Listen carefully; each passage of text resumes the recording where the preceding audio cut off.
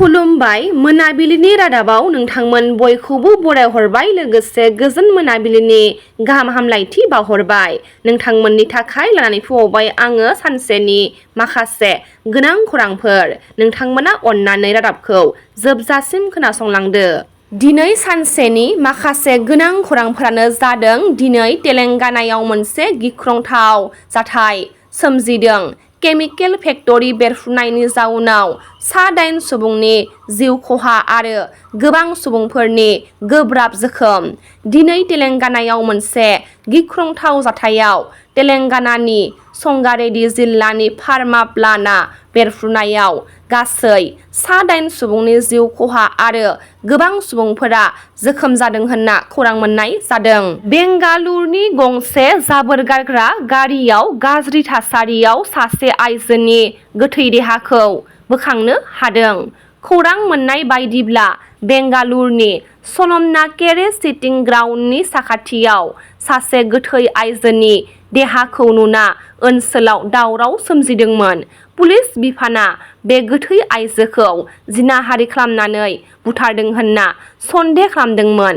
नाथाय दायो आइजोनि माखासे बाथ्राया सोराङाव फैबाय। खौरां मोननाय बायदिब्ला आसामनि 33 बोसोर बैसोनि शमसुद्दिनआ गावनि मोजां मोननाय आइजोखौ बुथारना गोथै देहाखौ जाबोर गारग्रा गंसे गारियाव गारहैदोंमोन। दायनिगिरि शमसुद्दिनखौ पुलिसआ खाबाय होनना खौरां मोननाय जादों। 2 नं माहारियारि राजालामा साखाथियाव आसामनि गिबिसिन इमारजेन्सि लेन्डिं फेसिलिटि (ELF) लुनायनि खामानिया सोलिगासिनो दङ।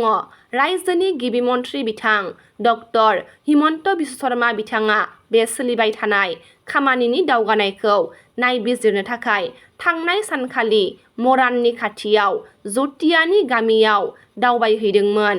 मख'नो गोनांदि इमारजेन्सि लेन्डिं फेसिलिटिया खटखाथि आरो टिलुइजाननि पल' क्लाबनि गेजेराव 11 किल'मिटार 4 लेन राजालामा खोन्दोआव लुगासिनो दङ।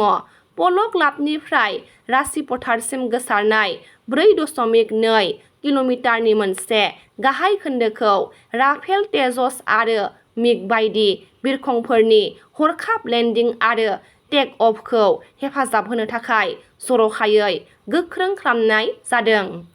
पुरीयाव जगन्नाथ रथ यात्रा फोरबोआव जानाय खारखाव-खारसियाव 3 सिबियारिफोरा जिउ खहा जानांदों। थांनाय 29 जुनखालि फुंबिलि 4:30 बाजियाव जगन्नाथ रथ यात्रानि समाव गुन्डिचा थानसालिनि साखाथियाव थानाय साराधाबालियाव होंगो-दोंगो खारखाव-खारसिनि जाहोनाव 3 सुबुंनि जिउ खहा जादों होनना खौरां मोनदों आरो 50निबो बांसिन सिबियारिफोरा जोखोम जानायखौ खौरां मोननाय जादों।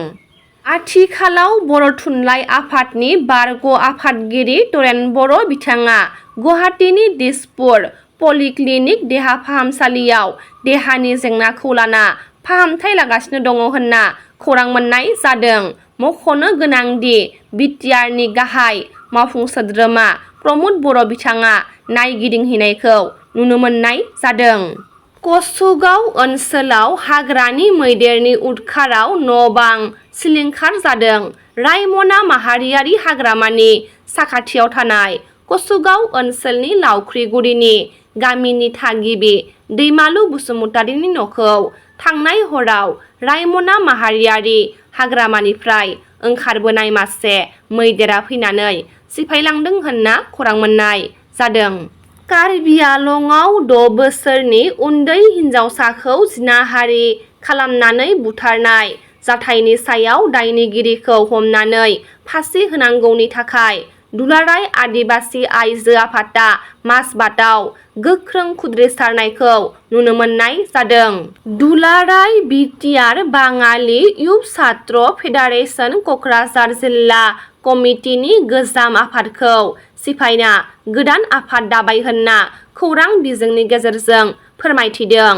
अमर सोरखारखौ आफादगिरि आरो असीम पण्डितखौ गाहाय नेहाथारि महरै सायख'नानै गासै सा 21 सोद्रोमा गोनां गोदान आफादखौ दानाय जादों। फिथिखानि 22थि बोसोरारि सान फालिनाय हाबाफारियाव थांनाय 30 बोसोरनि गेजेराव बर' खन्थाइ जौगानायनि सोमोन्दै गागि थुनलाइगिरि प्रफुल्ल कुमार हाज'वारिया माखासे बिबुंथि लाखिदों।